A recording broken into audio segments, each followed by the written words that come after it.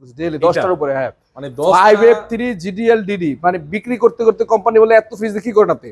এটা হ্যাঁ, এত পরিমাণ আমরা সেল করছি।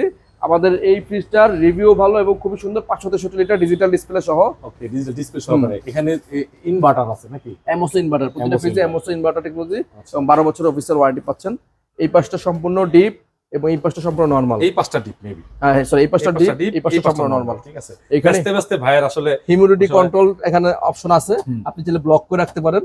এই অফার এই যে ফিচারটা ভালো। হ্যাঁ, এটা চাইলে লক খুলে রাখতে পারেন, অফ করে রাখতে পারেন। রাখতে হবে। এই পাশে হচ্ছে হলো পকেট আছে, এই পাশে পকেট আছে। মানে আমাদের এই ফ্রিজটা হচ্ছে আসলে আমাদের মানে মধ্যবিত্ত যারা আছেন, এই ডাবল ডোর ফ্রিজ চাচ্ছেন, তাদের জন্য মনে করো স্বপ্ন পূরণের একটা রাস্তা।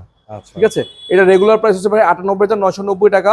এটা কিন্তু আমরা যখন ভিডিও করতেছি আমার যতটুকু ইয়ে আছে যে এইগুলা ফ্রিজগুলো প্রাইস মানে খুব দ্রুতই বাড়তে পারে এমআরপি রেট। তো তারপর আমরা যতক্ষণ পর্যন্ত এমআরপি না বাড়বে ততক্ষণ পর্যন্ত এই প্রাইসে থাকবে।